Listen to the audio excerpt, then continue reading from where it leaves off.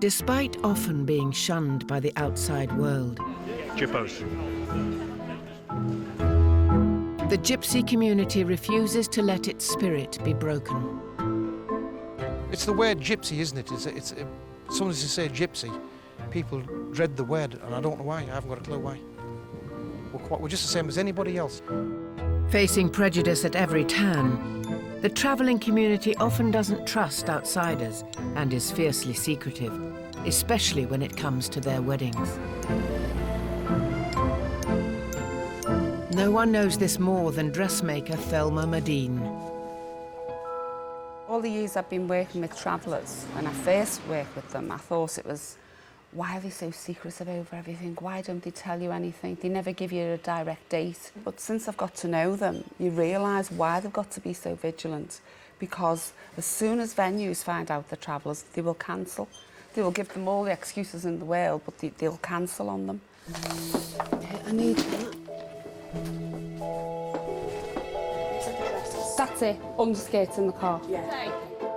Thelma and her assistant Pauline are off to Northern Ireland to meet a traveller bride-to-be who is even more secretive than most. And she has every reason to be. When we went to Ireland last time, we booked into a hotel and we made appointments for everyone. When the manager found out there were travellers, he just stopped it. He come up and complained. These are decent people. They weren't like sort of in club outfits or anything like that. They were just dressed normal like everyone else. In fact, a lot better. With a few diamonds on the boots. Yeah. You know, that doesn't, you know, what does that say? You know, other minority groups seem to have found a voice and are now being heard. But with the travellers, no one listens.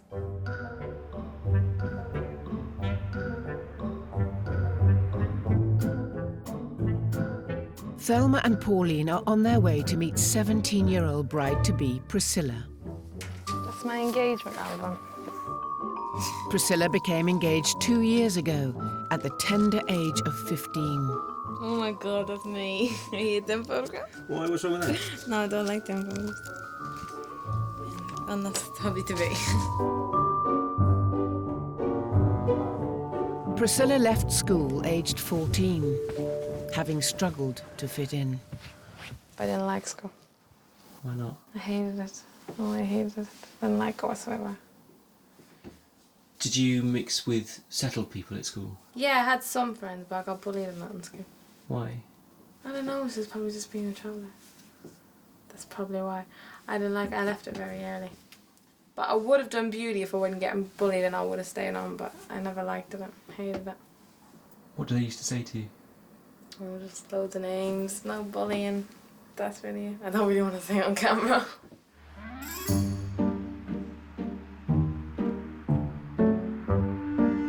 Watch the whole Paul was whispering here.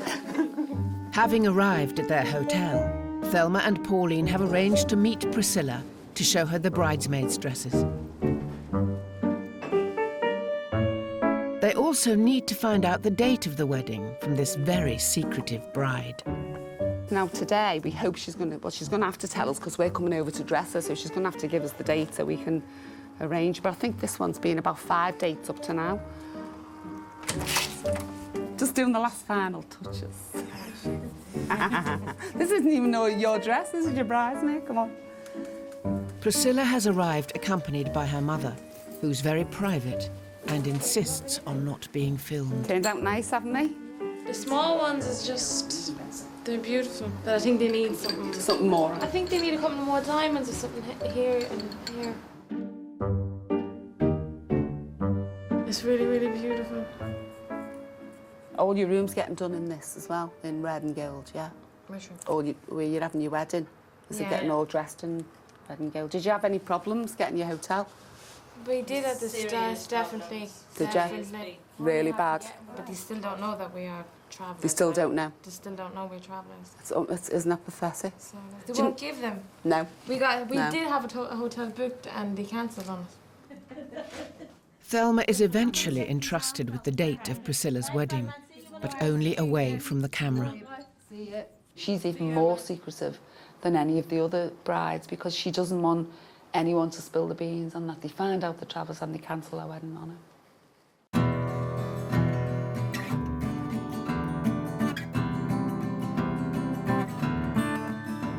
Putting up with discrimination is nothing new for the travelling community.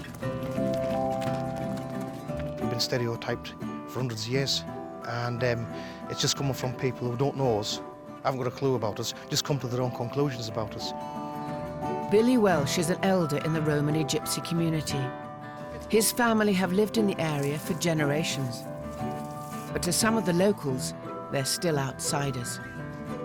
Sometimes you get the odd idiot in the pub and say, why don't you lot go back to where you come from? And I'll say, and how long have you lived here? They say, I've lived here for 25 years. So we've been here for 165, and we can prove it. What have you done with this?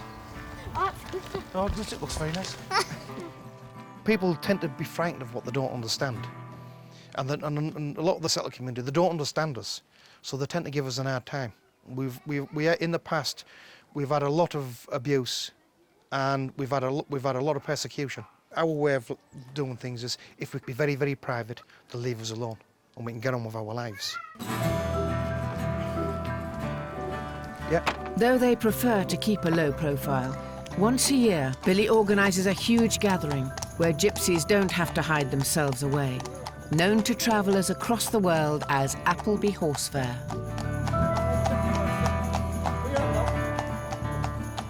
It's extremely important to us. That place is, to our people, is literally sacred.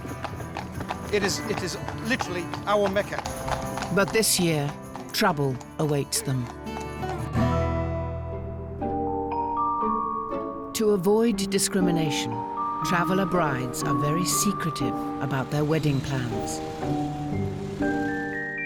With her wedding 1 week away, 17-year-old Priscilla is travelling over from Northern Ireland to collect her dress. Pauline, do you want to just come and help me pull this out? Dressmaker Thelma and her team have been working night and day to get the bridal gown and 8 bridesmaid dresses ready in time. Just hold it for you, Paul. There has also been a special request for a bridal version of a mini-me. Native to Northern Ireland really is the mini bride, and it's usually a favourite niece or their little sister, and it's got to be identical to the bride but just a smaller version. Come on! Now I'm going to do this. This is my big reveal. Hold on. Ta-da! For Priscilla, the wait is over to see the wedding dress she has dreamed of her whole life. Oh, she's crying.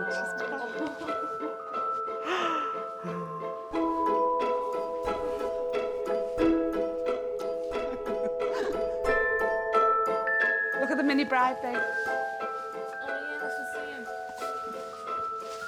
Yeah, they're beautiful. Have you seen a nicer one? No. No. Disney fairy tales are a popular theme with traveller brides. Priscilla's dress design was inspired by the princess and the frog. I think your daddy will cry when he sees you. I think you will now. Yeah, he will.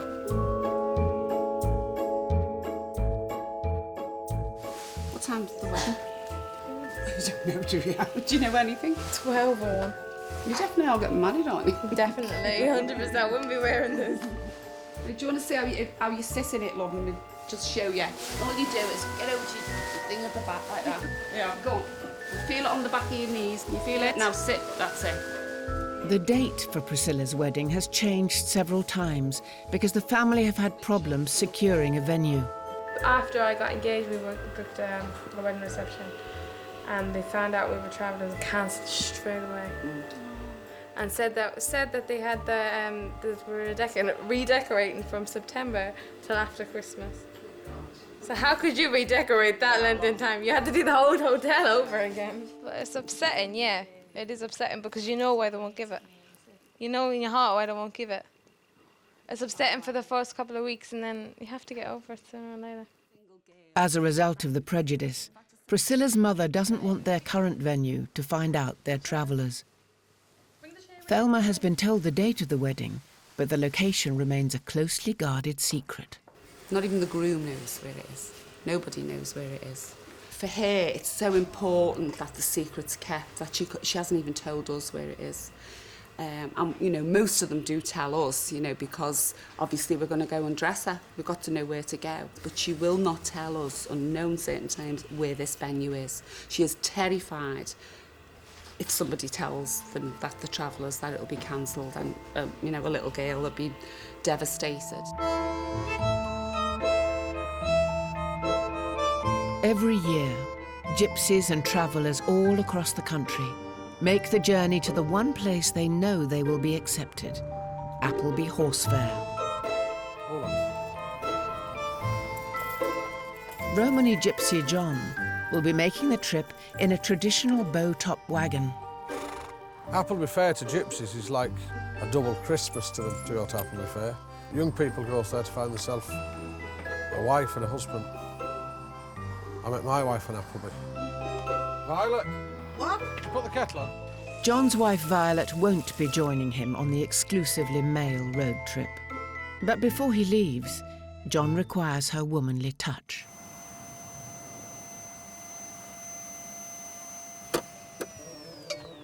Right, that'll do.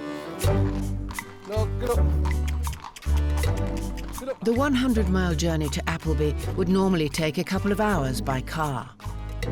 Travelling by wagon, it will last almost 2 weeks.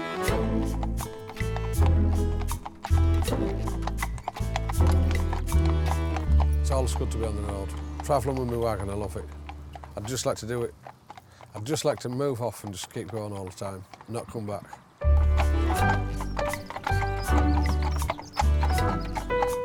After just 2 hours on the road, John's hunger pains make him realise that life without his wife Violet has its drawbacks.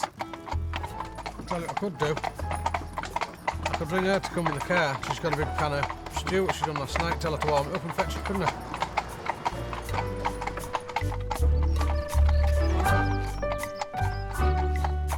Hello, what are you doing? I warmed that dinner up and do that stew. We're only 10 mile away. Just keep on the old road towards Wetherby. It says Bramham Corner.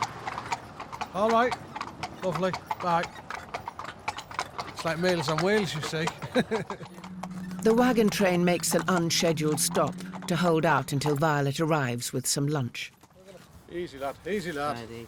She's just warmed it up and come down with it. It's like a Chinese takeaway, but she's not Chinese. Yeah? You need to go to Wetherby roundabout then. You mustn't be on the old road. OK. She can't find us. She's lost. I think to put them in there. Oh, this is more harder work than baking the food. Hello? Because I can't understand how you can't drive on a straight road. The men have now been waiting over an hour for their stew. This is my wife lost again. She's totally insane. Hello? Have you asked them where Wattleside roundabout is you've found us? Right, OK. Violet finally arrives 2 hours later than expected. Oh. I only want a very small bit, Violet. Give me some bread. Oh. John's vision of the simple life is restored with a home-cooked meal and a shady spot to rest. Oh, that's better.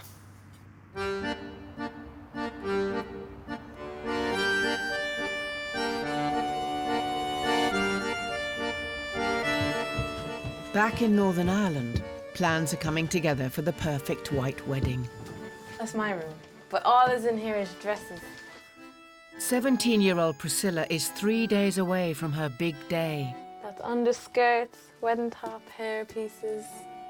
Having collected her dresses from Thelma, she's worried her designs might be spotted before the wedding.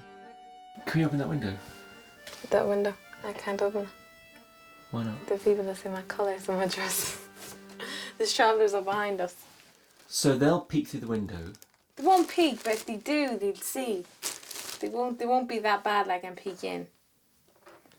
But if I open the window, they'll see the colours. The colours of your dresses? Yeah. My veil.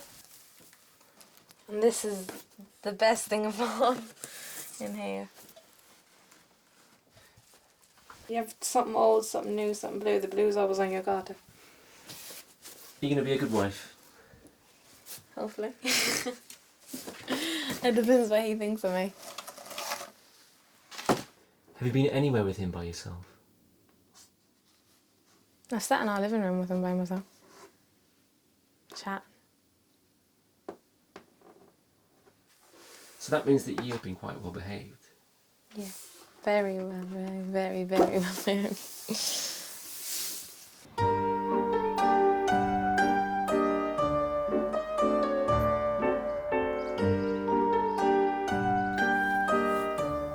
Romany gypsy John has spent the night in a field next to a council estate. Now, a week into his journey to Appleby, he has begun to face some familiar obstacles. We've just come 15 mile from Ingleton, where we would have normally stopped probably twice. Every inch and part of the road, every bit of a pull-in, everywhere where anybody stops at all, with horse and wagon especially, it's totally just blocked off. They've got it blocked off, they've got signs up, no parking, no caravans. You can't pull up with your horse. When these horses get tired pulling these wagons, they're very heavy things. They've got to rest. The police is coming along, making you move. The people's coming, just deliberately walking up to you, being very racial and abusive.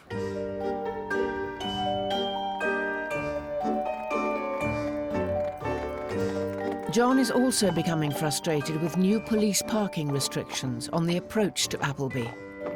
We're beginning to climb up a mountain where people's got to pull on the side of the road to rest their horses. They've put all these things across to stop it. Every year, Appleby's surrounding pubs and restaurants must decide whether to stay open. In light of trouble caused by a few travellers in the past, one pub that has always welcomed them has closed its doors for the first time. John sees this as an attack on his culture. I think this sign here should be reading, bar closed, hotel guests only, and at the bottom it should say, in all honesty, what it's put up for, no gypsies. They will not admit the truth and say, we don't want no gypsies. This is what they're doing everywhere. They've cordoned the area off to keep gypsies out, and they've been coming here for hundreds, I don't even know how long it is, hundreds and hundreds of years.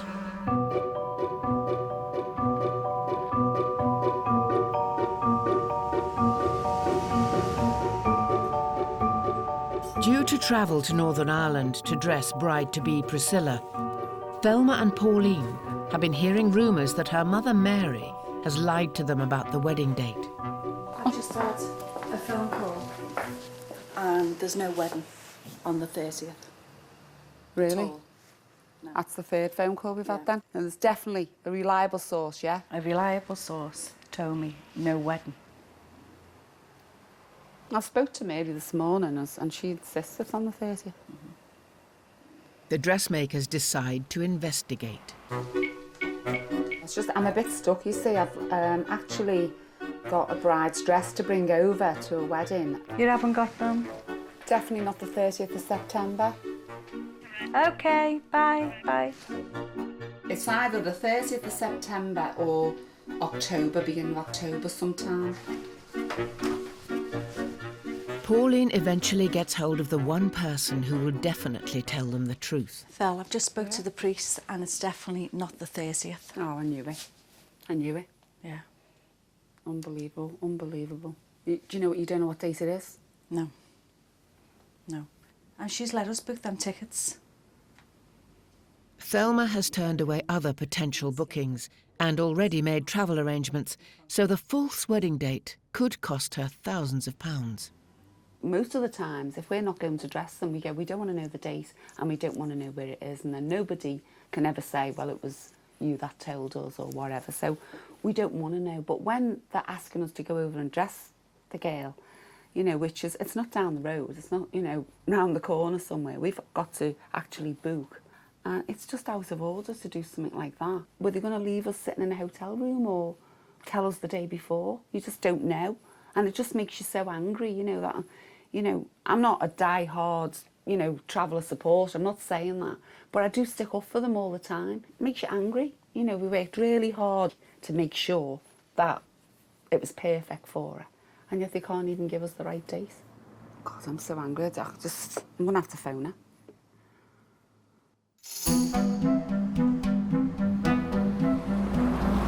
I'll tell you what, Mary, I was right, wasn't I? I was right. I knew it wasn't on that day. I knew it wasn't. Dressmaker Thelma has worked for years gaining the trust of the travelling community. I feel like, you know, you've shit on me, basically. Having arranged to travel to Northern Ireland, she has just learned that the bride's mother appears to have lied to her about the wedding date. Pauline said, yeah, we're booking the tickets now to come over. Why didn't you tell us then? You're afraid of what? I'm afraid now because I've lost out. All that money I've paid for tickets and hotels. Also, you've took the underskirts, Mary, and you knew that that wedding wasn't till then. We've got other weddings to do, you know, by the 20th. If we don't get the underskirts back, Mary, you'll owe us £2,000 by the time that comes because it's £100 a day extra we give you a week. You know, I'm going to lose out, Mary, and I'm not going to do it. All these girls have worked their bollocks off here to get it done for you for that day, and all I can say is you've lied to me right the way along the line, so how can I trust you? Do you know what I mean? Hey, don't be turning this round on me. Please believe me, I am not going to lose out on this. Now, I've worked with travellers too long, and I am not going to lose out on this.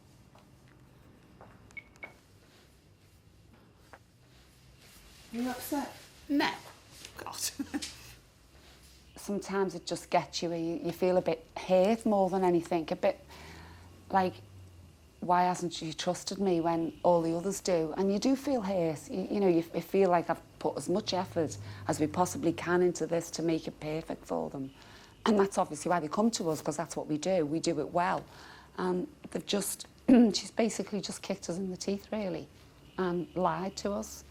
Where, well, I'd call it a lie, where they probably wouldn't call it a lie.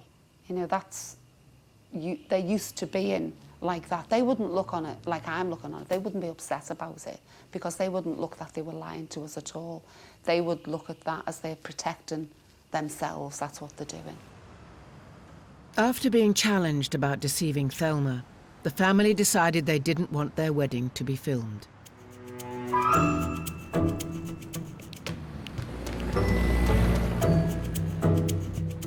Having to be secretive about wedding plans is an added worry for all traveller girls approaching their big day.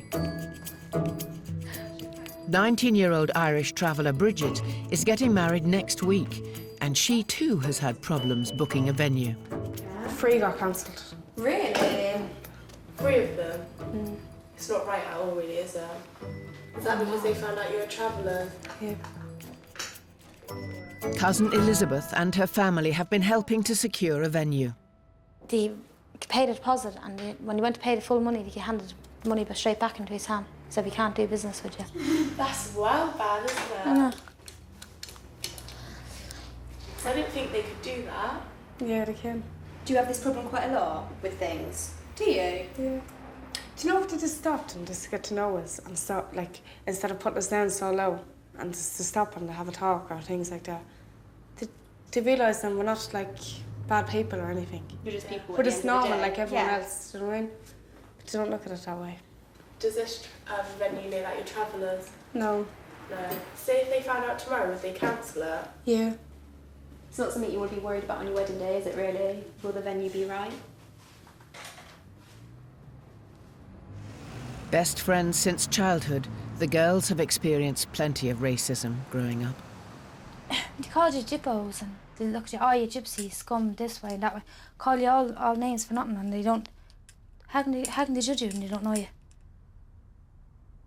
I mean, it's hard to say something, like, chuck you out, and if you go in places and whatever. For what? They don't give you a reason, because you're a traveller, and signs on the on the door. Before you go to the no travellers allowed. That's not one traveller, that's all travellers. As the best woman, Elizabeth is accompanying Bridget to see their dresses for the first time. Thelma has had to put the frustrations of the last traveller wedding behind her and concentrate on her next customers. I mean, this friendship between these two girls goes back a long way. They're not just cousins, they are best friends as well. The bride herself doesn't seem to have as much say as what Elizabeth has. She basically tells you exactly what she wants. And I don't think she's even interested in the bride's dress as long as her dress is okay. Right, come on in here. What do you think, Bridget? Gorgeous, isn't it? Yeah, it really is. Isn't it lovely? Is that yours, Elizabeth, over there? These for your hands? Thanks for your arms. When Bridget is married, Elizabeth will not be able to spend nearly as much time with her best friend. Me and Bridget to be friends now, we're the closest out of all friends, but obviously she's getting married to a boy, and that's a different closeness. She always just say that I don't get married till you get married, and you're going to get married before me, and I said, no, I'm not, you're going to get married before me. And she goes, yeah, we'll just have to wait and see, and it was her, so I was right.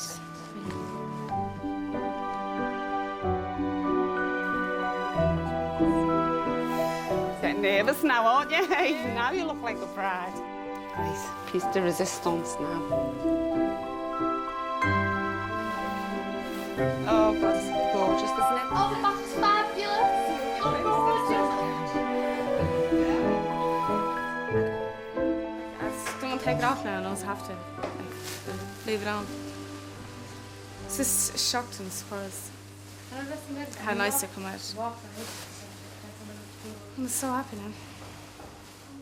With the dresses perfect, all they have left to worry about is the wedding venue and what to wear at the hen do.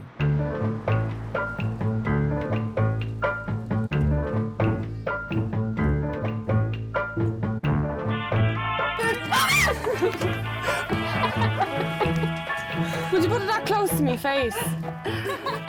Getting ready for a night out squeezed into a caravan with a faulty generator is second nature to these girls. Where did this go now? Flashing lights. There won't be no hen night if she don't hurl up, so I'm going to make that. The strict rules of married life within the travelling community mean Elizabeth wants to give Bridget a night to remember. When she's married, she's not going to be able to do this. She can't go out without her husband and with her friends or single girls or anything like that. So just hope she has a really good time, because the last time she can do that. Because when you're married, you're making commitments, and you can't just go off with your single friends, and you can't go to discos or anything like that without your husband. And that's just the way it is. You like it? Well. With another friend, Birdie, squeezed into the shower cupboard, Bridget's younger brother, Larry, doesn't entirely approve of the outfits. The holy show. Huh? What did you call? Are you wearing? What are you meant to wear one of them for? Because it's bride to be. So what? Take it off now. Yeah, you won't. Take that off your leg now. No, but not at all. That's what I'm supposed to wear. The holy show. Take it off now. Larry's supposed to wear it. No, you're not meant to put it on. Yeah, you are. She was great now. Take it off. No, I'm not. No, I won't stop.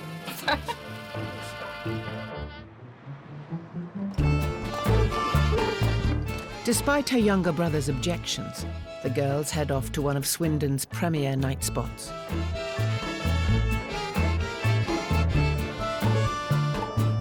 Bridget's marriage will mark a turning point in her relationship with best friend Elizabeth. She wants to do this. This is her decision. And obviously she's happy. But I'm happy for her as well. I really am. But it's just I don't know. I hope she just don't change. So they're being friends and things. I just hope that don't change.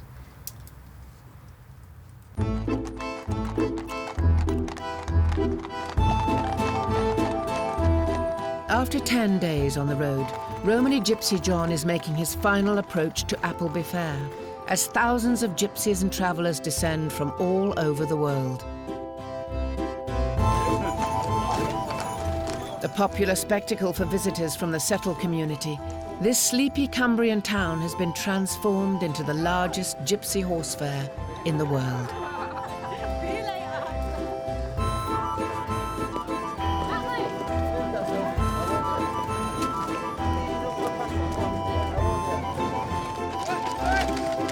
For centuries, travellers have gathered here to shop, socialise and trade in horses.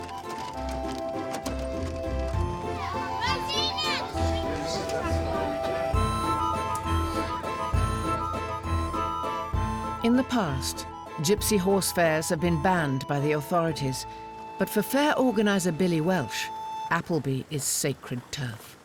We don't get classed as citizens in our own country, so we don't really feel that we belong anywhere. But we feel that we belong here. When we meet here and gather here once a year, this place is sacred to us. As long as there's a planet Earth, it will exist, because they'll never get rid of this one. We wouldn't allow it. We would literally lay our lives down for it. It's that important to us.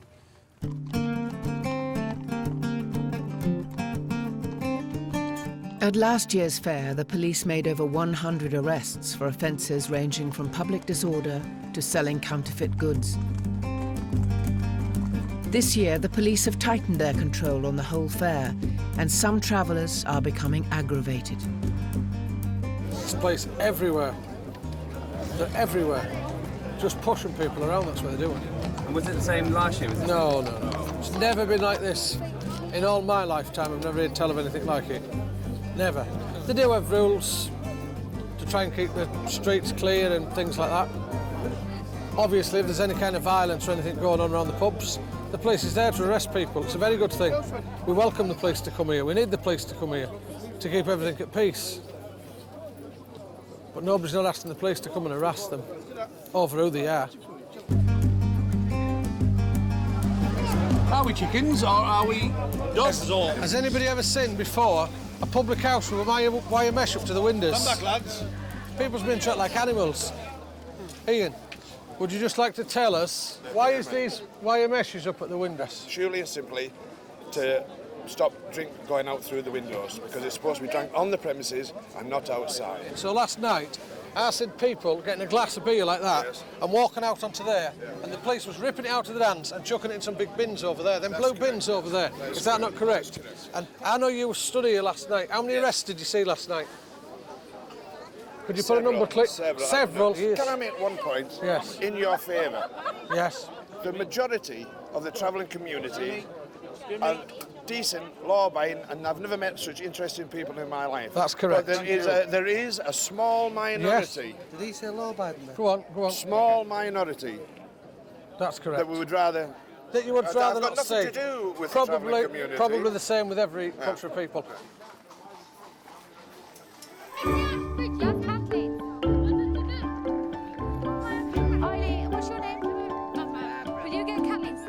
Things are also starting to heat up for bride-to-be Bridget. Is it the same as that? It's the night before her wedding, and some of her guests have just been thrown out of a nearby hotel for being too loud. Everyone was getting shut out. All the children, everything getting the pyjamas, getting fired in, all over the children making noise. No way. Yeah. My own nephews and nieces getting fired out the night before my wedding. Shocking, I'm deep shocked. Of all days for it to happen, I wouldn't care if it was any other day because we're used to this. But I never did thought like it happened the night before my wedding.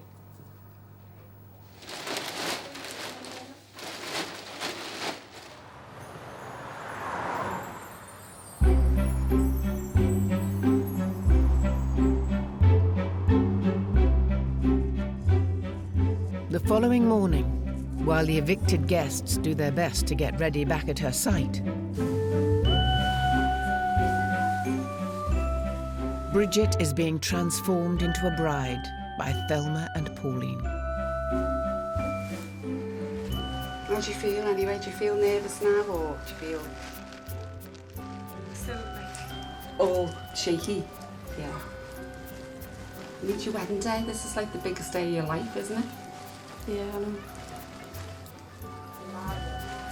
While Bridget will be gaining a husband, Elizabeth fears she'll be losing a best friend. Oh, girls, this is the end of an era, isn't it? She don't care anyway. She does. Look at her. Look at her face. She's usually laughing, giggling, bubbly. Look at her face. She does care. What's wrong with your face? Are you still going to be, like, obviously you're going to be friends. Are you going to see each other as much? No. No.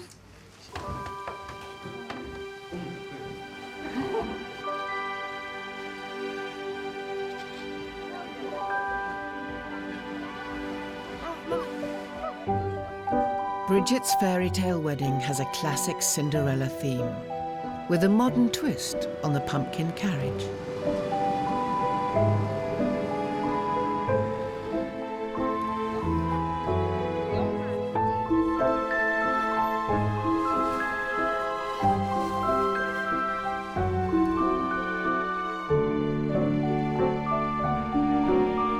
The neon pink bridesmaid colour scheme was chosen by best woman Elizabeth. Half the time I think she thinks she's the groom because she's had so much input into this wedding. Probably even more than what Bridget's had.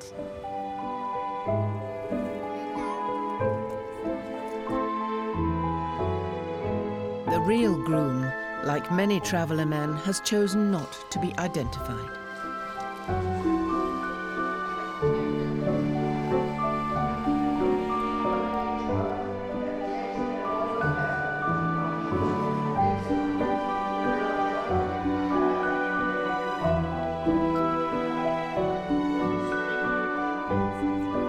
Newly married Bridget has one more hurdle to overcome. The reception venue still don't know that it's a traveller wedding. And cake maker Jill is worried that the unusual choice of wedding cake may raise suspicions. As you can see, it's big and in your face. I'm a bit wary about it as well because they don't know the travellers. Once they see the size of the cake, because obviously like an ordinary country person's wedding, it's just a little, goes on a small table in the corner. Once I start asking for a 12-foot table, if I haven't already got one, then it's a bit of a giveaway. Nobody's going to say, where's the cake, are they? The cake might not be the only giveaway of their traveller identity. Will you get in, buddy? Once before. Because you're underneath me. Please don't scream at me, please, because I'm not in the mood for you today. I think as soon as they roll up and they see the dresses and the outfits, that they'll know that they are travellers. Whether it sets alarm bells ringing, I don't know. Get up off me, please get up off me. I'm not on your feet. You are! I'm right underneath it. No, save at the table. Okay.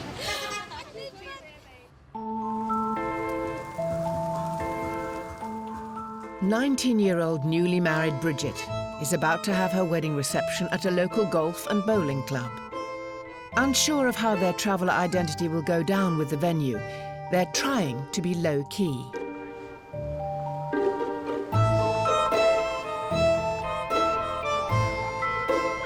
Although a few heads are turned, nobody has any complaints. She was very worried about a venue cancelling. And obviously we got here, the people's very, very nice. And you can tell that it's just a relief, like a pressure off her brain, that everything's gone so well and everything turned out right the way she wanted it. She's getting married, you jackass. She is married, you jackass. Yeah.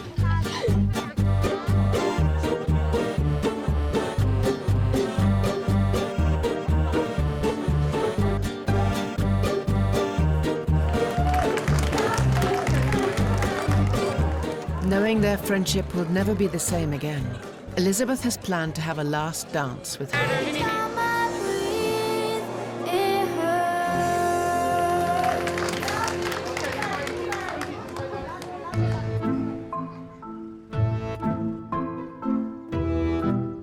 Back at Appleby Horse Fair, the tighter police controls are causing growing discontent.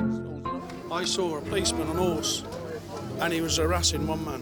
And when the man walked off, he kept following him. And he picked on one man in the car park and threatened to arrest him. People's being singled out on this fair. They're doing it because we're gypsy people and the travelling people that's on here as well. It's happening to everybody. Hello. Fair organiser and gypsy spokesperson Billy Welsh decides enough is enough. If I've got to round everybody up and get everybody for backup, you'll come with me, won't you? You know what I mean? We all want the same thing. News travels fast through the encampment. Gypsies and travellers are to unite and march on the police headquarters. But there's concern the protest might get out of hand. There's going to be media there, the BBC, Channel 4. Show them that we're respectable, honourable, proud people who can be trusted. Don't be provoked by nobody. Keep your hands down your side and march in silence. Stand back. The march will go from Appleby Hill down to the town where the police operations centre is based. We're going to make a formal protest on behalf of our people for the harassment and abuse that we've suffered this week on this fair.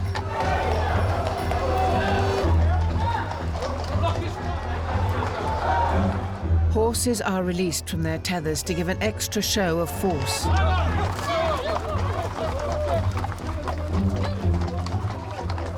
How many people do you think are coming down now? God knows, thousands. You can see the road's full. The police has caused this. They're arresting everybody. For any reason at all that they can think of. They're just grabbing all the young lads and handcuffing them, taking them and locking them up. Move the corner, Before confronting the police, Billy makes one more plea for a peaceful protest. We're going into the police station now. Everybody, all these residents, all these people in this town is behind us. They're all on our side. All the Gorgia people and all the local people in Appleby Fair. So let's show them some respect because they're backing us.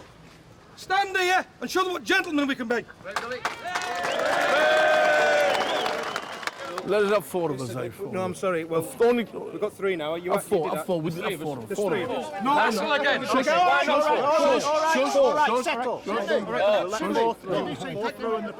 Yeah, there you lost it.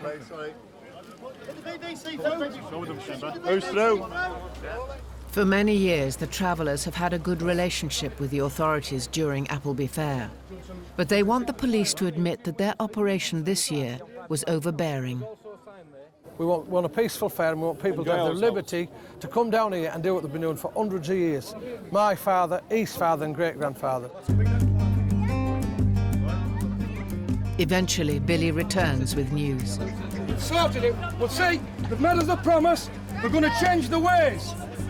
All the press is in the world's all here. Well, we'll see today and tomorrow if they can find it find it possible to act like human beings and treat us like human beings. So come on, let's get back up the hill. Come on, Billy.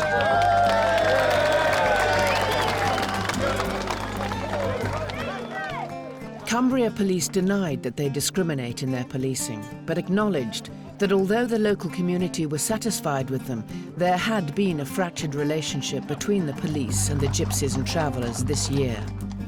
They said they have no intention of closing down the fair and that they want to rebuild relationships with the traveller community.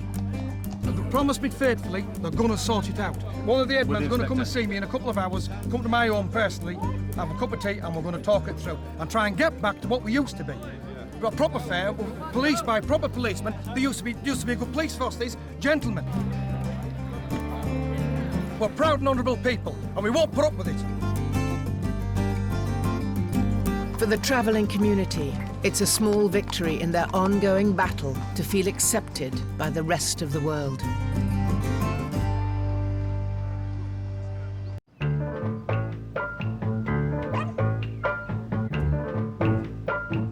With the outside world intruding, travellers are afraid that their old-fashioned traditions will disappear. I think if you talk to any traveller, they will tell you they are worried that the culture will die out. It's very rare nowadays to find a traveller that travels. A lot of the young travellers go on the internet sites and they go to school, so they're being influenced by non-travellers. They're probably fighting a losing battle, but they are trying every way they possibly can to preserve their culture. While many traditions have died out, one of the few ways travellers keep their culture alive is by celebrating the big milestones in life. Births, weddings, and communions.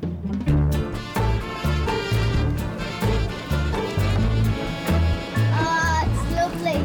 For 8-year-old Irish traveller Molly, today is a huge rite of passage. But like all traveller traditions, it comes with a modern twist. I put eye mascara on me eyes and rouge and this beauty spot and lipstick on my nails and lipstick and a beauty spot and pink rouge and got my hair done. Out your head this way, out your head this way. Put your head more down. Molly, what's wrong with you? Sit down, now, sit down. Should I let her hair down?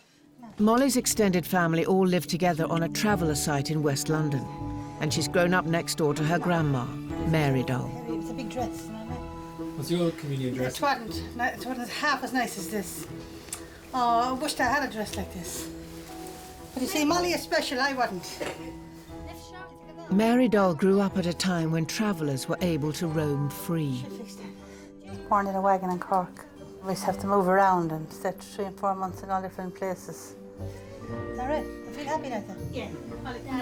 It was lovely. Everyone was more friendlier. And everyone was more united. Then it got rough, everything changed. So we aren't allowed to go back to them days anymore, where they were nicer days.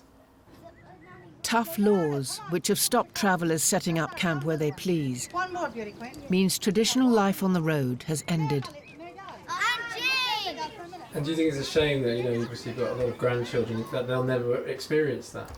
It is. I'd love if they did know about them things, but they'll never know about that kind of life. To make sure her grandchildren stay immersed in traveller traditions, Mary Doll has organised a rare all-traveller communion for Molly and her cousins.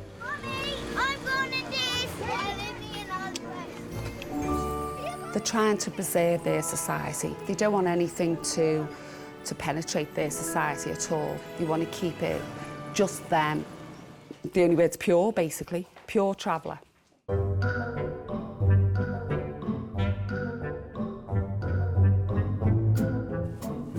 Dressmaker Thelma's latest creation is for another rare event, a wedding between a gypsy and a non-gypsy. They don't want their society diluted by non-travellers. They want to keep it as pure as they possibly can. So a non-traveller coming into the travelling community is going to dilute it. So it's another step further down the line for being wiped out, basically. I would imagine there'll be people sitting at the wedding that think, this isn't right. This boy should be marrying a traveller. To prove her gypsy girl credentials, the bride has ordered the wedding dress to end all wedding dresses. I haven't seen this move yet. Oh, yeah. It's moving now. Does that fly very fast? No, butterflies don't do they? This one's not flying, it's landing. It's just fluttering its wings. These are UV lights and fibre optic lights on here, and moving butterflies as well. But it's really difficult. The difficult part's not putting the lights on, it's hiding all the battery packs, which are really big. I don't know whether she is trying to fit in or whether she shows that she's trying to show she knows the ways of the travellers and she knows what they want and, how they dress. But if she walks in, she definitely looks more of a, I don't know if that's possible, but she looks more of a traveller than a traveller.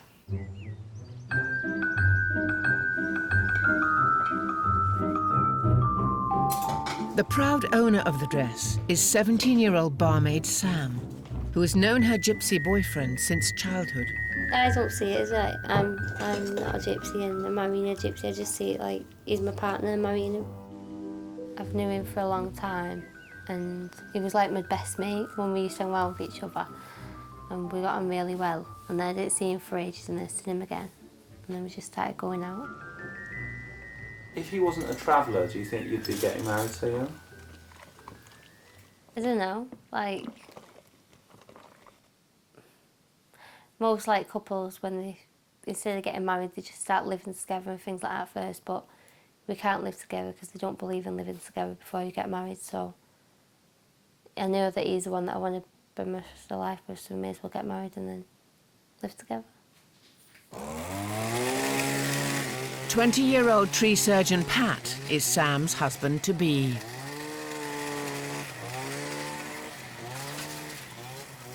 He's defied traveller convention by falling in love with an outsider. Did any friends or anything think it was a bit strange you going out with a non-traveller? The next friend was like, oh, what are you going with a non-travelling girl for? Why are you doing that? And I'm like, well, it's my choice, it's my life. I can do what I want. I don't say nothing to you, we're all good friends, so just leave me alone.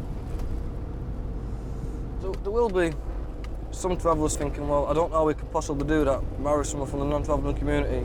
It's not done. If anyone's got a problem with it, they can feel free to come and say something to me. But it's not going to change my plans for the future. To keep traveller culture alive, if an outsider does marry into the community, they're often expected to discard their own lifestyle and adopt gypsy ways. Sam, who's lived in a house all her life, is about to go caravan shopping. I'm going to go and look at trailers to see which ones we like, but I'm dead fussy though, because I don't like the bunks in them. What are the bunks? Like bunk beds? The bunks are like the seats that you sit on. Sam's already started to stock up on goods for her new marital trailer. There's my slow cooker. Got my ironing board cover, but I haven't got an ironing board. After their wedding in 3 weeks' time, Sam and Pat will be parking their caravan on a traveller's site. There seems to be a lot more of a friendly environment when you're living on the site.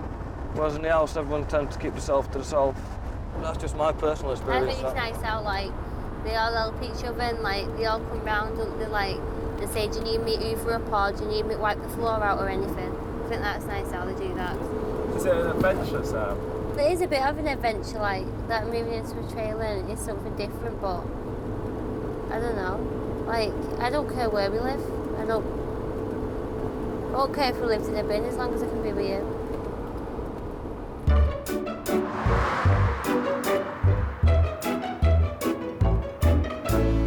There you go, this is our price range.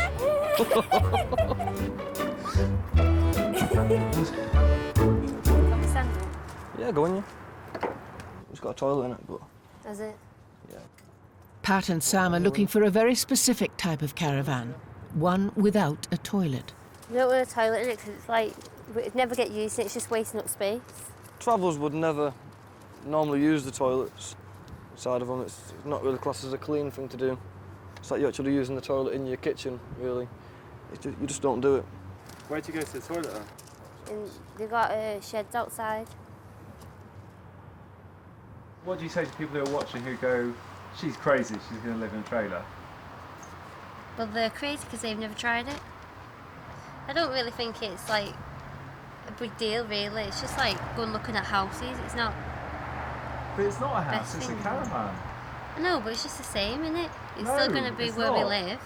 It's different, it's a caravan. Yeah, I know, but it's still going to be where we live, so it's still going to be our home, so I don't see it any different. I think it's a lot of front, really. She doesn't want to show that she's scared. But, I mean, she should be scared, really. It is a big thing for it. You're getting married, you're leaving home, you're setting up your own home. Plus, it's a completely different community for her. With Sam on the road to adopting gypsy traditions,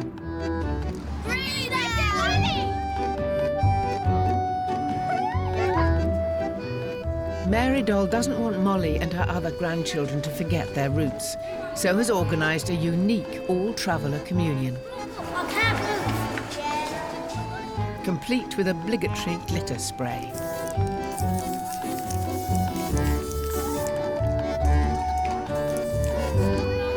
In the unity of the Holy Spirit, all glory and honor is yours, Almighty Father. Okay, now don't come too near me, keep back a little bit. That would do lovely.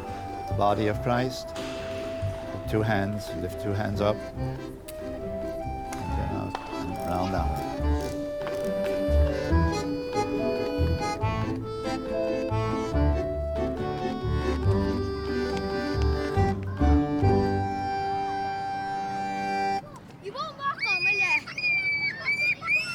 At their communion party, 8-year-old Molly and her cousins have turned their attention away from tradition to more pressing matters. You know, I got my shoes in the Indian shop, yeah, and I took them off because they were sore on my feet. I got pain and I got blisters on my feet because they're all sore. Blisters on your feet already? Yeah, Hey, really sore. do you know these shoes keeps getting caught on everything? Yeah, because they're baggy. And my shoes is plastic. My shoes is plastic. Learned theirs. Just learn. We just learned. Yeah, we learn after telly and stuff. So who dances like that on telly? The singers. We love singers singing. like what they sing. Like pop stars. No. Who's your favourite pop star? Mine is Beyonce. Yeah, mine's Shakira.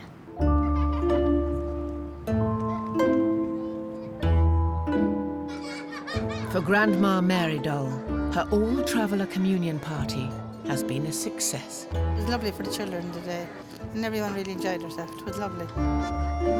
It is important to keep these kind of traditions up because we want to let her know our families what they came from. The world has changed a lot for travelling people. Travelling people is settling more now, and there is no travelling life no more. Our travelling life is over. How long are you going to remember today? Ages and ages. Is it a really special day? Yeah! It's lovely, isn't it? Nice, isn't it? The travelling community is fighting to keep their way of life free of outside influence. But 20-year-old Pat is breaking with centuries of gypsy tradition by marrying a non-traveller, 17-year-old Sam. How long's the wedding now, Sam? A week today, innit? Yeah. So 6 days and 7 sleeps. At a specialist corset maker's, Sam's assembled her bridesmaids, a mixture of gypsies and gorgers, the traveller word for non-gypsies. Do you guys know lots of other non-travellers who are going out travellers, or is it rare? Tell me, Barry. I don't really know that many. You don't hear it. You No. don't hear it, do you? Why does it not happen very much? What do you think of non-travellers? Say things you shouldn't say. Like certain swear words and things Yeah. like that they come out with, like, But it's not for appropriate. instance, we'd die before we'd swear in front of a man. I wouldn't even swear in front of my mum. But a gorgeous person just out blunt says it, it's shameful. They've got no respect for whoever's around them, or nothing. Kiss my ass, Alicia. Kiss my ass. I'm just shameful and come out with anything. Yeah, but you know, look how long you've been in the family, you know what to say and what not to say. Shh, now, you're making me upset talking about my culture, and it's not nice. Was that the first time you'd heard some of that stuff? Daniel, shh. One more question. One more question. Is that the first time I've heard that stuff? No. Does that worry you that the community that you're moving into might be suspicious of you because of who you are? No. But the only people that judge me is the travellers that don't know me, thinking, oh, what's he marrying like her for? And then they're the only people that judge me, but I don't care what they think, because at the end of the day, I love him and he loves me, and we're not marrying them. Are they going to judge you, though, do you think? Well, yeah, I don't know, I don't people, care. as long as they keep their opinions to themselves, which they probably will do, they can do what they want.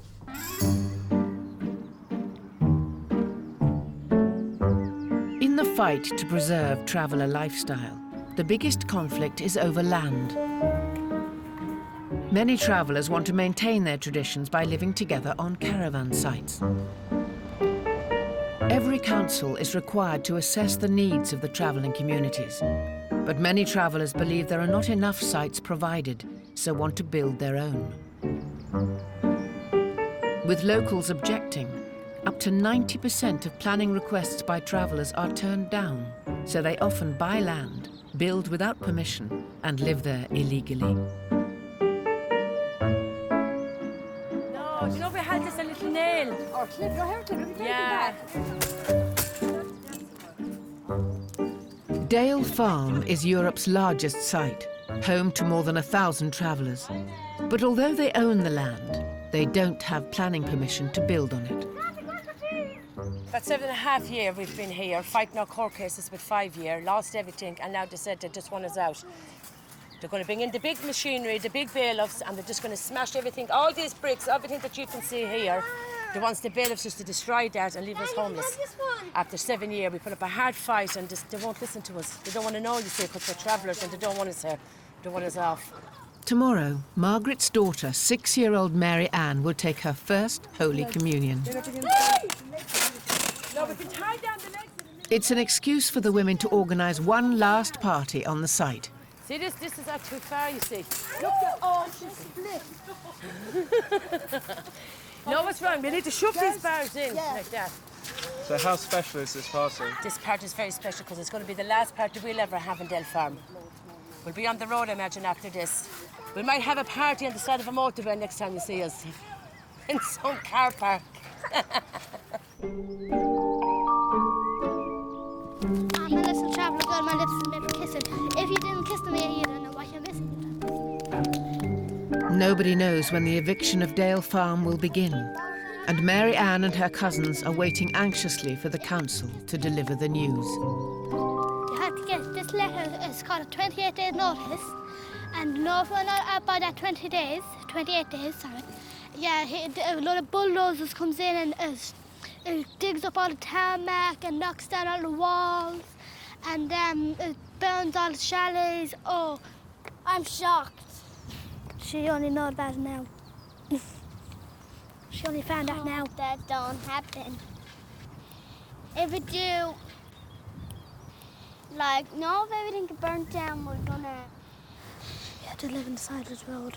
We're gonna have to live on the side of the road.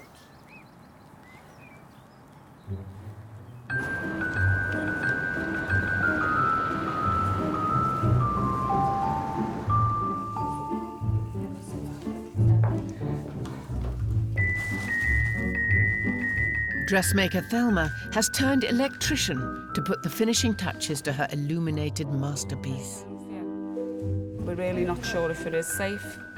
It does say on the packet they're safe, but you just never know, do you? Look at Michael Jackson. He had everyone looking after him. Anything can go on fire, can't they? So you've got to be very careful. They were fireworks, well, not just lights. This could turn into fireworks. How much does something like this cost? How much do you earn, Daniel? Oh, I can't tell you that. Well, there you go. Tit for tat, Daniel. I couldn't tell you that. It's customer confidentiality. I would be ostracised completely if I told you that. Nobody would ever trust me again. 17-year-old non-traveller Sam has come with her mum Linda and sister Tiffany to see her wedding dress for the very first time. It's amazing. I love it. It's gorgeous. It's moving! How many underskirts has this got under it? 21 you've got. Is that the all of most them. anyone's ever had? Yeah. Yeah. That makes...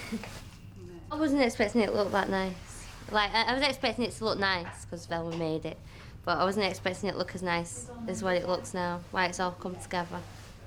What's he going to think of when he sees the lights? He doesn't know about the lights. No, nobody knows about the lights except for my mum. Nobody knows about the lights. And so you better keep it still. Right, come on, Sam, let's try your dress on. It's the minute you've been waiting for, isn't it?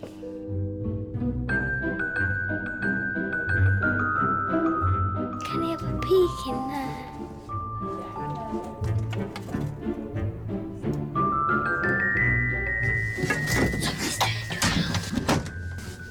Saw me peeking. I am buzzing. I just can't wait to see her in the dress, walking out the house if she can fit through the door, and getting to the church. You excited for her? Yeah. A lot of mums would be worried by their daughters marrying a gypsy, wouldn't they? I don't know, same as anything else, isn't it? Some might disapprove. I'm made up for her. She knows what she wants. She's happy with Pat. Both me and her dad, as far as I know her dad is, happy for her to be with him. We both like him, so no qualms there whatsoever. Can we come in? Mum. Sam, it's gorgeous! You can't hug it, you can't get near her.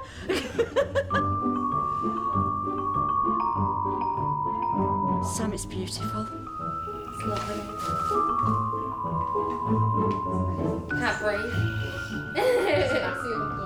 I've never seen one as stunning in my life, I've really not.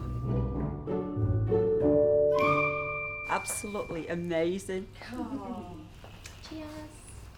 Nice one. We were relieved that all the lights worked, but I am still a bit worried about the fire issue, so we've decided we will take a little fire extinguisher with us just in case. Yeah, see? That's what we want, loads of dancing. You know, all that combustion, it could just go up, couldn't it, in a ball of flames.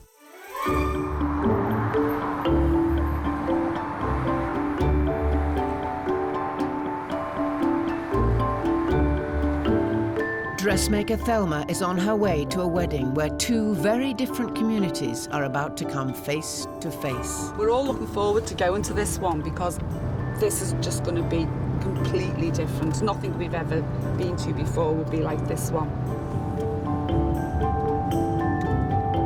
I know by speaking to the travellers, you know, they say they've got nothing against, obviously, non-travellers, but what they say is that they don't think anyone that isn't brought up as a traveller could live a traveller life, because it is hard, it's strict, and they'll never ever be accepted as a traveller just because they marry into the family. They might be accepted and liked by the parents of the boy or the girl, whoever it is, but they'll never actually be known as a traveller. It's freedom button, but it's all supposed to be dressed in me. I'm not supposed to be dressed in everyone else. In a nearby hotel, groom Pat is preparing for his big day, along with his page boy, his 5-year-old cousin, Ricardo. Well, you're awfully quiet. How about you? Yeah.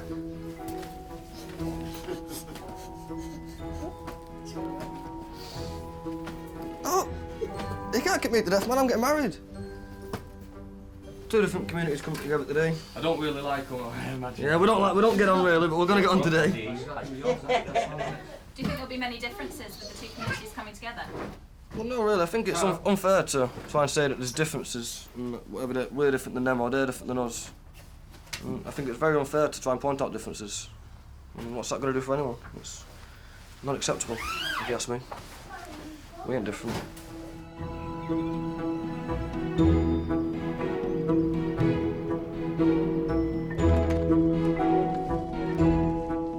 Non-traveller Sam is about to leave her own culture behind and marry into the Gypsy community. You look amazing, absolutely stunning. And Papa's wedding. In an attempt to fit in, she's already adopting traveller customs by dressing her little sister as a mini bride. What's happened to you? I fell off the side of the couch. And how much do you reckon it weighs, Sam? It's like having my dad on my back. Oh! How much does he weigh? 14 stone. I reckon it's about 14, 15 stone, because Pauline couldn't get that off the door then, could you? She could lift this bit, never mind all your underneath bit. I think it's between that and 20. Yeah. And you lift it up, each one. 20 stone dress. Yeah. How are you doing, Mum of the bride? Nervous. Very. Can you take us through your outfit? I feel like I belong in a saloon bar, to be honest. It's all we're short of now, a few cowboys. I bought the pink dress, got that in Wigan. I was walking past and I've been looking for weeks and weeks and weeks, couldn't find nothing. Walked past, wow, that's the one. Tried it on. Right, I'm having that one. So I went in, bought that, and I was quite happy with it until I seen our Sam's try her dress on. I just wanted some accessories to it.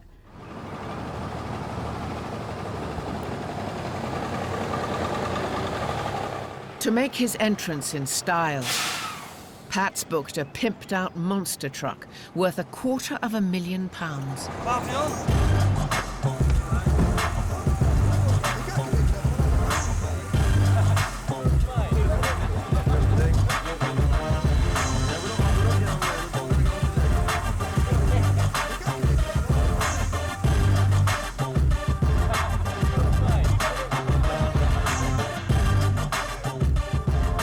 Right, let's get, without talking, there you go. Very nervous. So, and I imagine Sam will be exactly the same. She'll be very nervous at the minute. Snap! So. Snappy finger!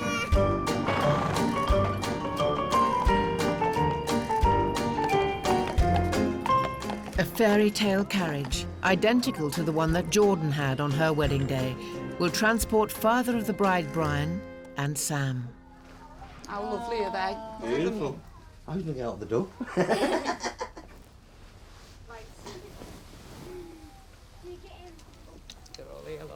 feel like listen, this is going to be the best day of your life.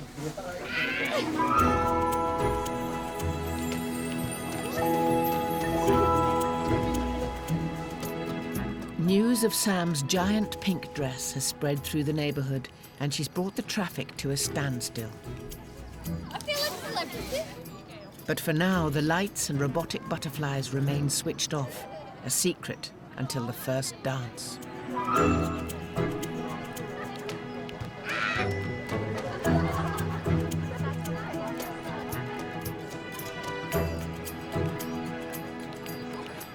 you alright there, Sam? Can't breathe. I'm claustrophobic as well. Hang on.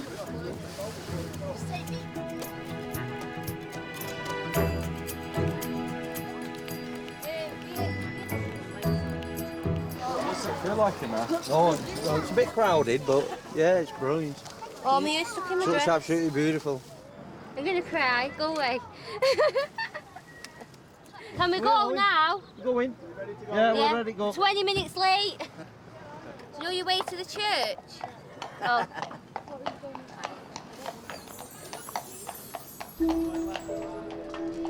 As Sam heads off to join the gypsy community, the residents of Dale Farm already know all about the perils facing travellers. With a site eviction looming, Margaret's rushing to organise 6-year-old Mary Ann's communion before the bulldozers arrive. She's taking her to the local town to prepare for the big day. Well, we're going to Wigford because Mary Ann is having some spray tan done, some fake tan, for tomorrow for her Holy Communion, so she'll look nice and tan. How does it feel for you walking around there knowing that there are people who don't like you very much? It must be quite difficult. See, but the way it is, we've been reared up to that now. I mean, being a gypsy, we've had hostility our whole life with other people, but we've never been in a settled place like this before. Usually we'd be in a camp maybe for a month. Before we'd get to know anybody, we'd be gone. So now we know the people who don't like us and the ones that do like us. So we just get on with it. We're used to it, really.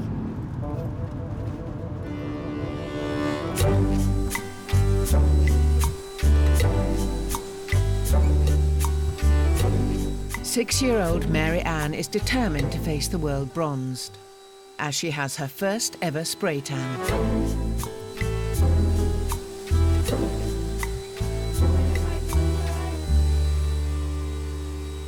What's it feel like, Mary Ann? Cold. Cold? Sticky. And sticky. How do you think she looks, Margaret? Oh, I think she looks really cute with her fake tan on. So what age do you think people should start getting spray tans? 6 years of age. And how old are you again? 6. Why is 6 the right age to start? Because that's big, and people that 6 is big, and people that's only about 2 or 1 is small.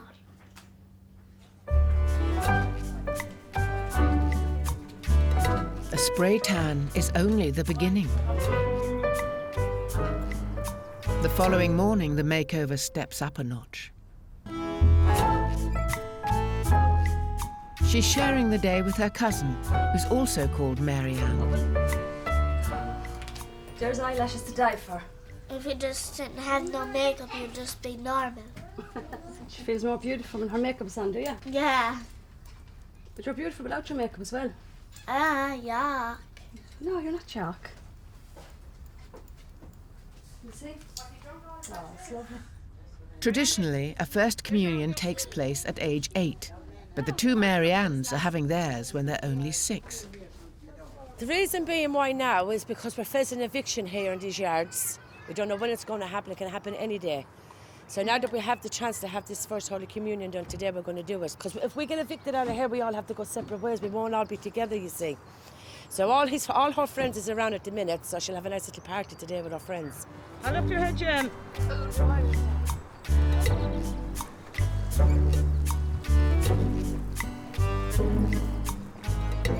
Right, you ready, Marianne? Snowbell, here. Oh, Snowbell. Come on, Snowy. Call it there. Here's Snowy. Here's Snowbell. Oh, I'm going to kill that dog. I'm going to get right. this dopey dog off me. Dale Farm is just one of hundreds of sites nationally waiting for the axe to fall.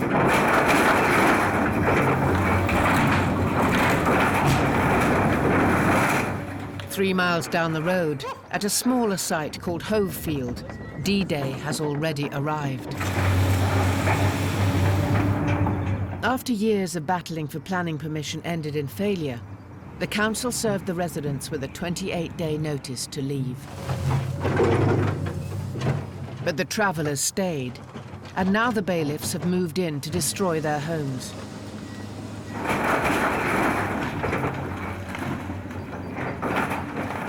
"21-year-old Catherine has lived on Hovefield alongside her entire family for the last 6 years. They come in and said that they're going to start evicting.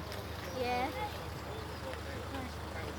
And it's yours on the plots? Yeah, this is my plot that I'm standing in front of.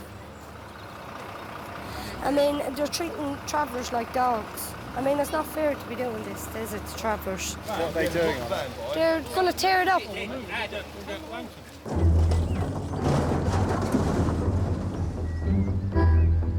In support of the Hovefield residents, some local non-travellers are staging a protest.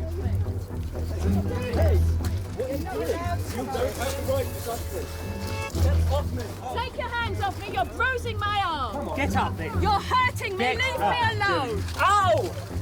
No! I want the police here. Police? We have to have the police. Let go! Let go! Go! Let go! Let go! She's not a dog! She's not a dog, she's a human being! Who did you think you are? She's not an animal, she's human. I mean, come on, they've got the police here, the police! The police are supposed to stop this. I mean, the travellers, some of them are anxious to move because this is a very stressful situation to them. But they're all saying to me they have nowhere to move to. Do they park up on the side of the road? Do they go into a supermarket car park? What do they do? Catherine's nephew, Jerry, lives on a plot that's safe for the moment, but overlooks the neighbouring destruction.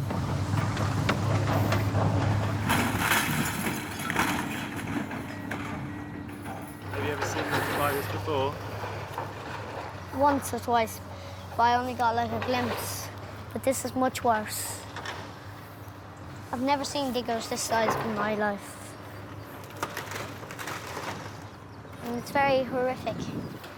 Because you don't want a child to be seeing all this, like a baby or a 2- or 3-year-old, to be seeing all this, thinking what's going on. Are you old enough to see it? Yeah, well, yeah, I'll say so. How old are you? 12, Nick, coming on 13. Why do you think they're doing it, Sherry? It's just because they don't like gypsies, do they? They don't like travellers.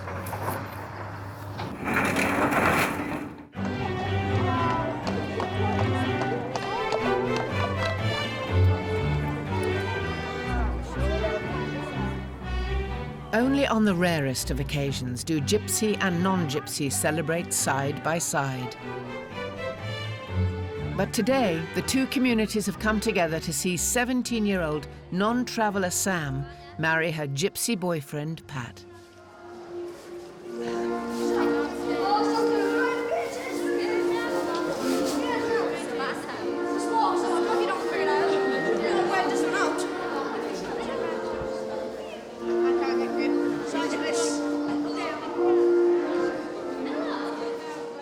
Patrick John Joseph Lee. Patrick John Joseph Lee. Take this ring Take this ring as a sign of my love and fidelity. as a sign of my love and fidelity. In the name of the Father, In the name of the Father, and of the Son, and of the Son, and of the Holy Spirit. and of the Holy Spirit. Amen.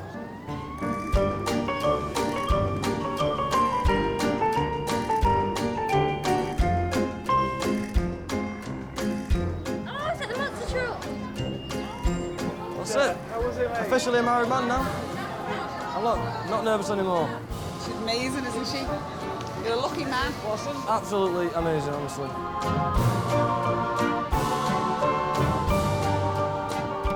Festivities continue at the local social club, where it's gypsies on one side of the dance floor and non-travellers on the other. But what neither side knows is that they're about to witness Sam's pièce de résistance, to be unveiled by Thelma. Now it's our turn to go and switch all the lights on the dress, and hopefully they all work. We have come prepared. We've actually, brought a fire extinguisher with us just in case there's any problems. Safety first. So we're just making sure, because she's got a lot of lights on that dress. No, they're all lighting up okay.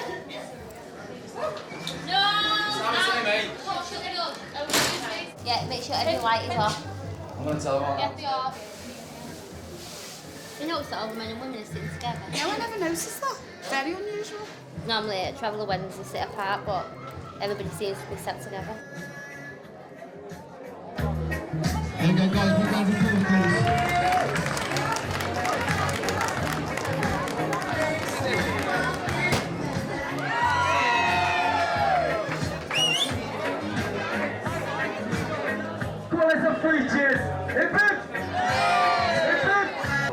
Honestly, I couldn't ask for a better wife than her. She is everything I've ever dreamed of. That's it. All my little prayers have been answered. And all mine have. The best. I've got the best husband in the world. Partying, everyone is getting on with everyone. I'm from Sam's side of the family, I'm from Pat's side of the family. We are now one family. That's it, it's our family now. Is the two communities getting on better? Is that a picture of the future? Wouldn't that be lovely if they did? It'd be nice if that happened, like what's happening in there, where the communities are joining together because of a couple. Whether it will or not, I don't know, because you do get the staunch travellers who just don't want any intrusion at all.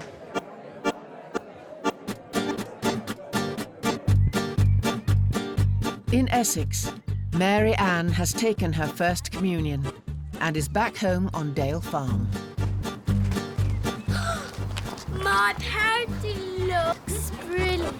With the threat of eviction looming, the travellers are determined this last party will be the best they've ever thrown.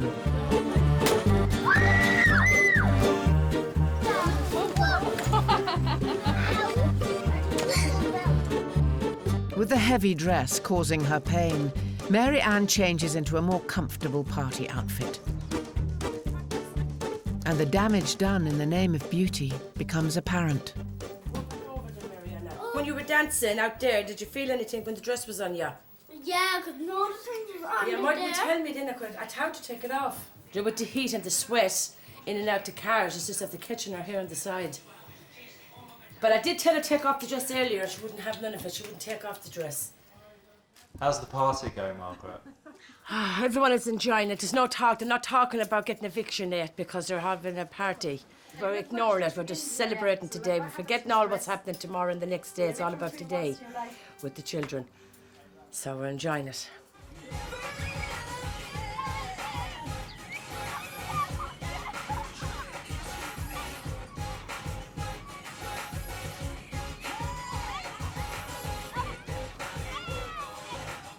With the bailiffs coming their way, Mary Ann's grandma and her friends are struggling to forget their worries.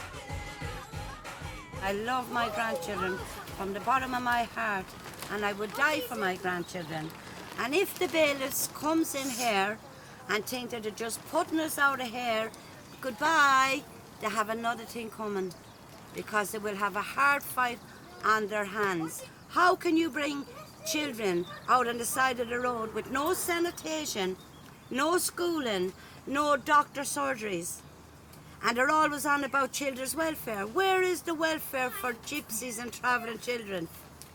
There is none. 3 miles away at Hovefield, the bulldozers are inching closer to Catherine's home. It's a shame, really, innit? What can you do? Have you got any options left then? Nope. Tried to fight the council every way and any way I could, but I can't. If I had any other way to fight him, I'd fight him, but I can't. I'll give up now. I can't do it anymore. It's too stressful.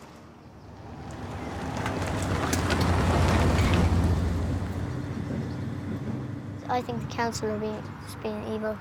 It's not nice to think of the council in that way, because sometimes you think they're all nice people, but they're not at all. So, because sometimes they help you and give you a home, but then they go and rip up your home. They go and take your home away and then try and give you a different one that you're not used to. You're used to being in caravans and mobiles, and then they just want to go give you a flat or a home or a house which you're not used to, and you can't live with it.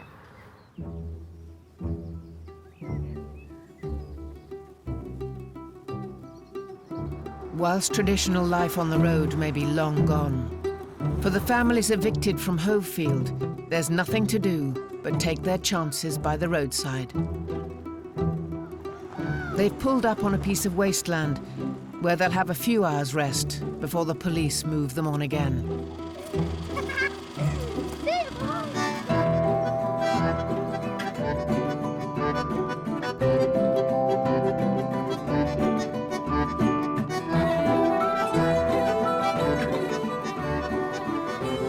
There's nowhere for us to go. There's no field, there is no car park.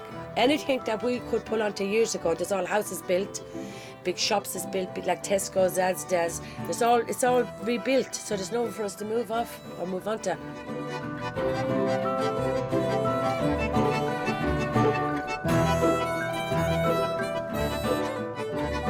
This is our last straw. If we don't stand up and fight now, well, this is going to keep happening. We're never going to be able to get sides built. We're never going to be able to buy a piece of ground and move in as being our own. So we're going to have to make a stand somewhere, and it's going to be here. We're going to stand and fight this through. There's a lot more people here, and there's a lot more ready to stand and fight because they're just sick of it.